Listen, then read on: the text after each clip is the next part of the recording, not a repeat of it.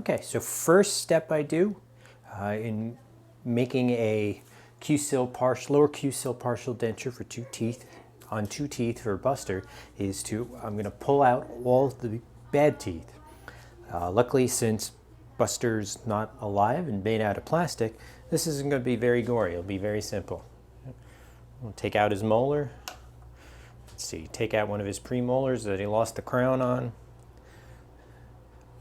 Another premolar. Over here he's got two premolars that are failing.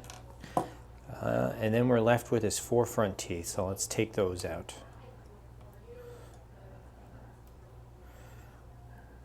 And there you go. This is Buster after his extractions. We're keeping his two canines, also called the eye teeth. They're still, while not perfect, they're still fairly strong. Got at least a couple more years out of them. And by keeping these two canines, it's going to give them a better quality of life. The partial's not going to move around as much as a traditional full denture would. Okay, to simulate the gums healing for Buster, I'm just going to use some medium body polyvinyl siloxane. This is just a rubber impression material that I use to take impressions. And I'm just going to squirt this into the holes just to fill the holes up so we don't have to deal with them.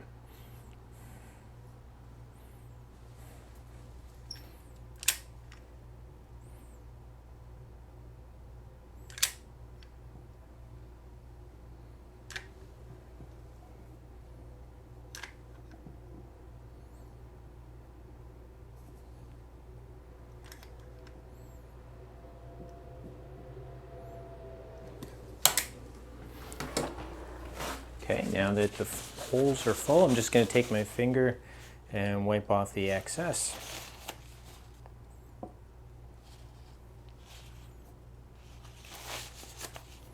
A little bit messy, gooey stuff until it starts to set up.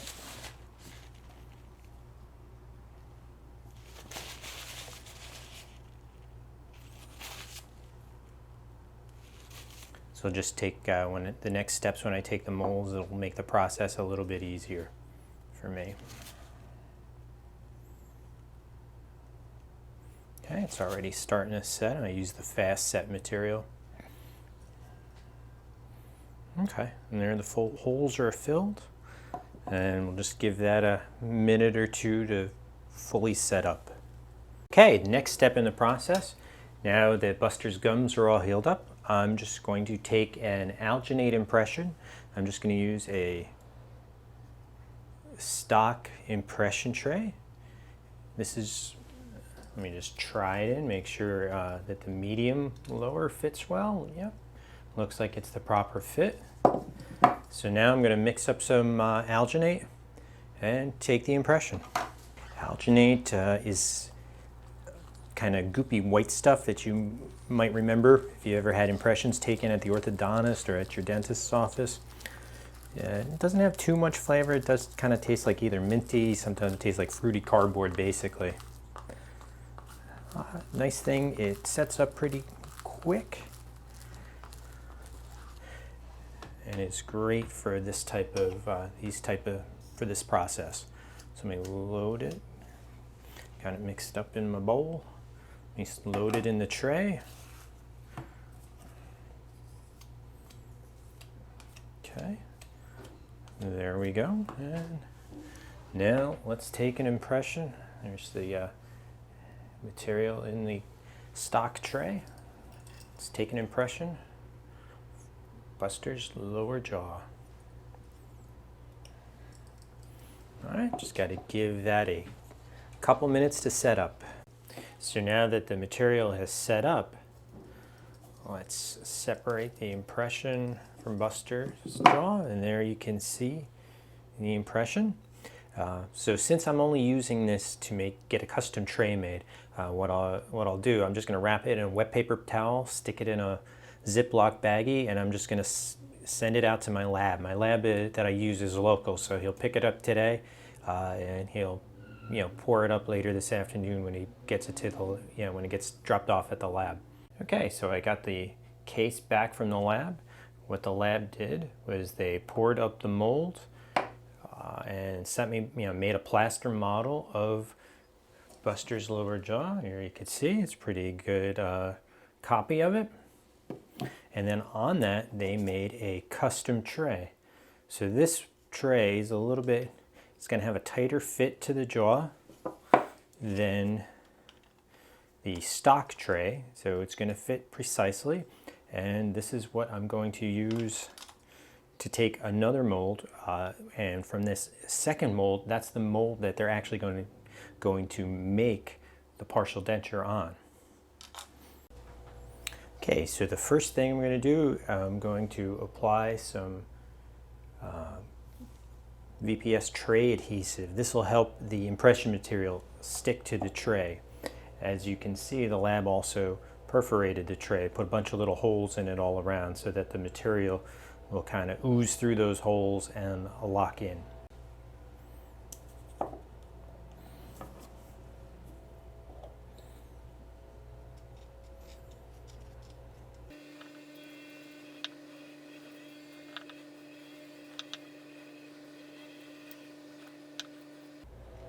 Okay, now I just got to give that a few minutes to set, and then we'll take the mold. Okay, so now that the tray adhesive has set up, next step is going to be to take the impression. So rather than alginate, this time I'm going to use the polyvinyl siloxane. It's going to be a much more accurate mold of Buster's jaw.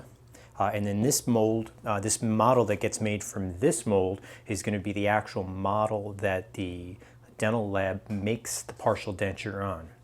So for a person at this point, I would do a process called border molding to where I put some thicker material around the edges, put it in the person's mouth, have them move their tongue around, move their cheeks around, their lips around to get the edges of where the soft tissue, where the cheek meets the jawbone, and then where underneath where the tongue meets the jawbone.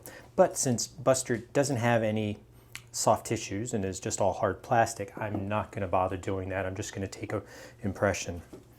So again, I'm going to use the same, the medium body, and let's load up the tray and take the mold.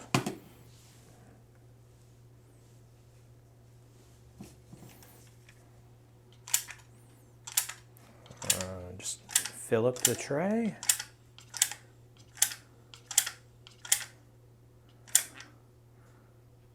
A bit more over here. Good. And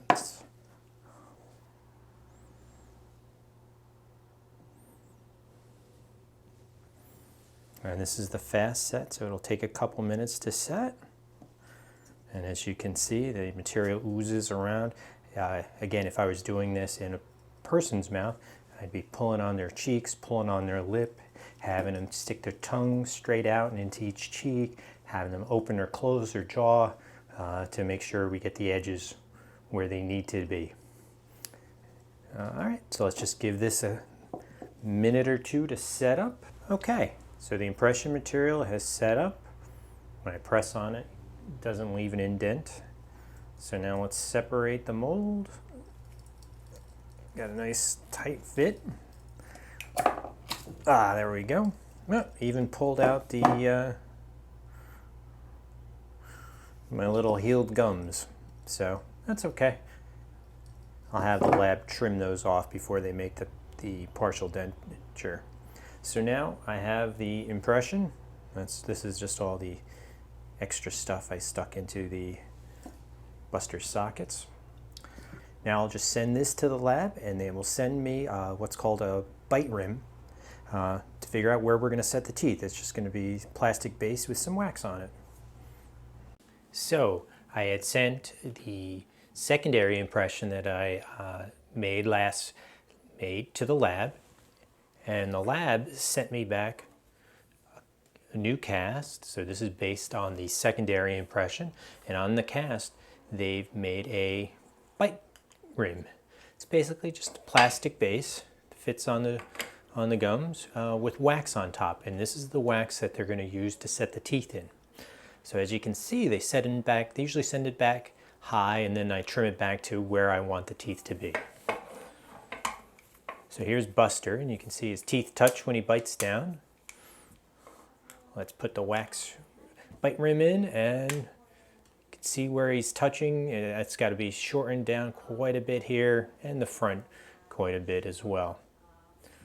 So let me just have him bite down a little bit. And then here you can see where it's touching in the back. So to trim it, just take my plaster knife and real high tech, I just cut the excess plastic off, excess wax. I just cut the excess wax off on both sides. You know, usually the plaster knife cuts the wax pretty easily. Sometimes I'll actually heat the blade of the knife up a little bit just to make it slice through the wax a little bit easier. Let me just remove that, see how that. Now you can see it's hitting up front. I want to basically trim off enough so that the canine teeth, or his bottom canines, are touching his upper canine. So I still got a bit to go. Let me just cheat a little bit.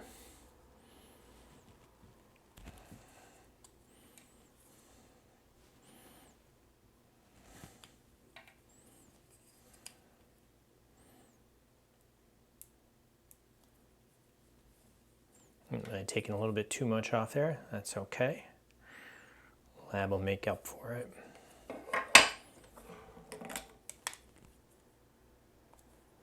Okay. So, still got to cut a little bit more down on this side. See where it's touching there. Let's just over trim. Since this is just for demonstration purposes, I don't need to be super accurate with where the wax is. I don't have to worry about the bite as much as I would on a regular person, where I'd want the wax to be touching in all areas, so I would probably add a little bit of wax here. Also, if this was for a real person, I want to make sure if this wax was too thick in the back here, I would trim it back as well. Same thing in the front. If we adjust the thickness to make sure that the person has enough lip support, so they don't get that sunken in face look. Okay, let me just take a little bit more off on this side.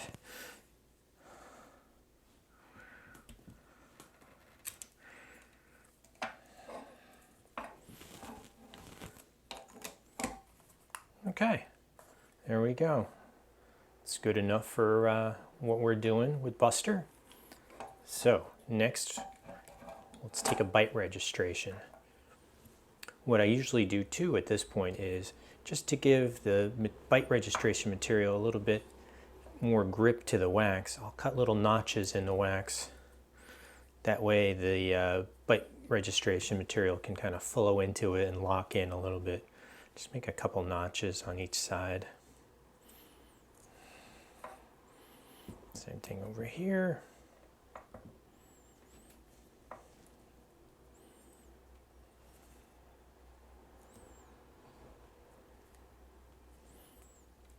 And same thing over there. Okay.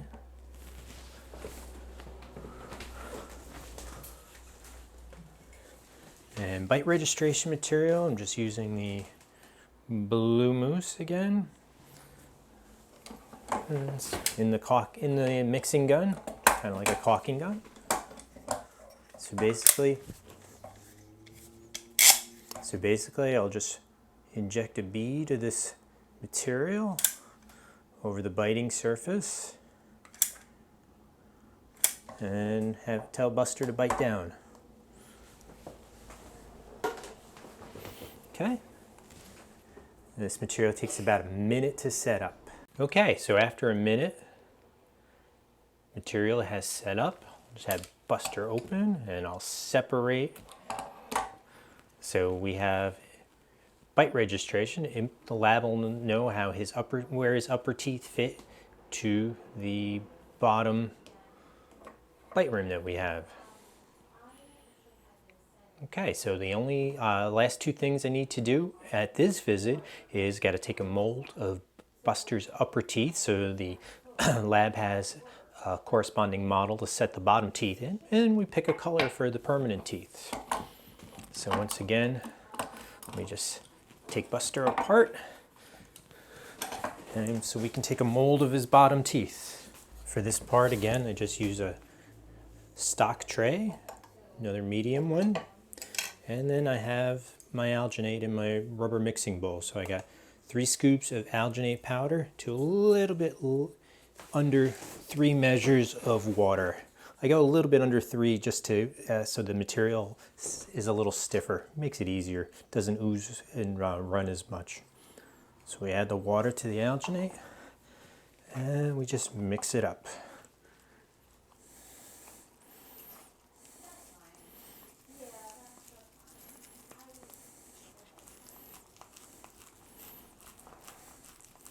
You want to incorporate the powder into the liquid, and then we kind of squeeze it around the edges of the plastic to try to get as many of the air bubbles out as we can.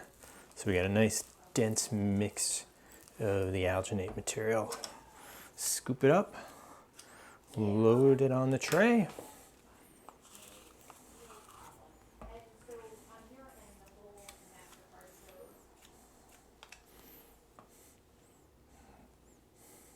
Take a little bit of extra material, rub it on the Buster's teeth to get into the grooves, get rid of the air bubbles, and then we take the mold.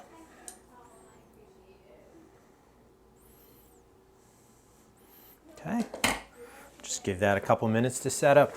Okay, the material has set up, so now we're just going to separate that. There we go. We got an impression of his upper teeth, and beat it up there a little bit. That's all right.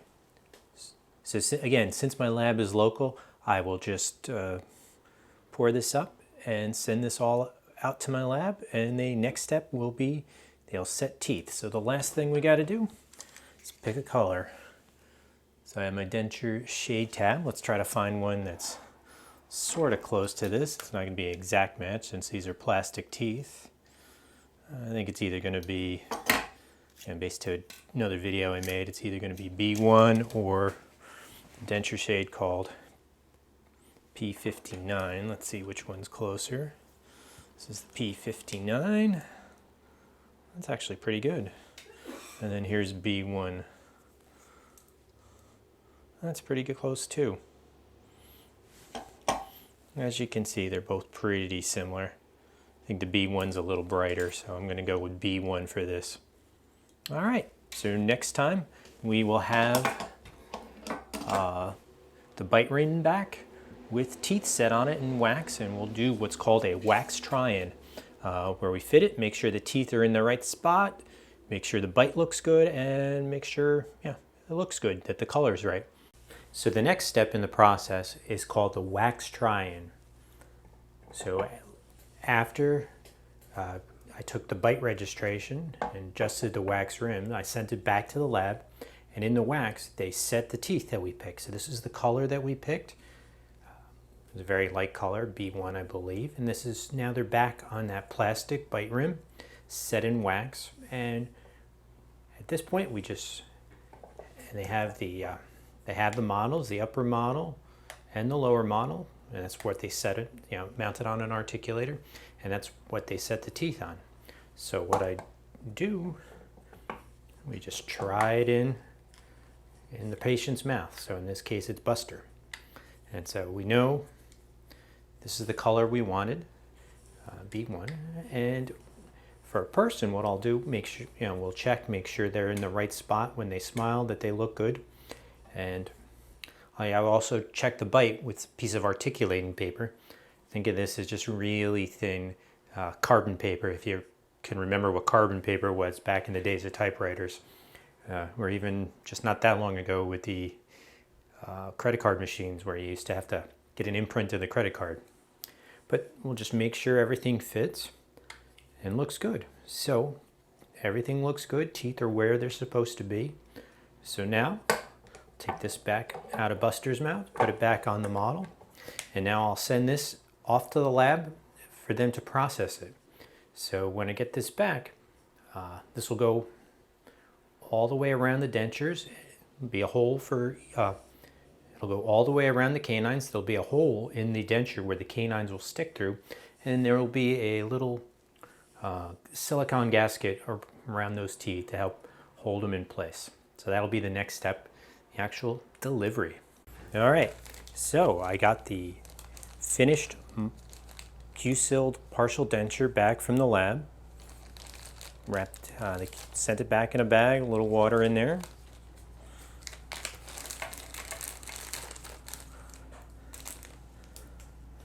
So we have the finished denture. You see the two holes where Buster's canine teeth will pop through, and they're lined with the Cu Sil gasket material. They also sent me back the lower model. This is the model that they made the denture on. You can see it snaps in, and also the upper model, the counter model. So let's test fit it on Buster. So we just fit it in place, press it down, and it snaps in. And the gaskets in the Cu Sil denture hold the denture in pretty well. So you see, it won't come loose. And the gaskets serve two purposes. It grabs onto the two remaining teeth, holds the denture in place, and also seals around the teeth so food won't get caught down around those teeth if Buster were somebody would eat. So at this point, I would check the bite, make sure the bite's okay, and I would also use some pressure indicating paste on the inside of the denture, just to make sure there's no sore spots when Buster starts wearing it, if Buster were a person.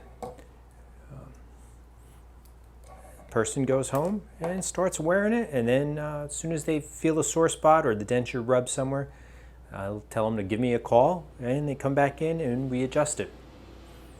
Thanks so much for watching. See you in the next video.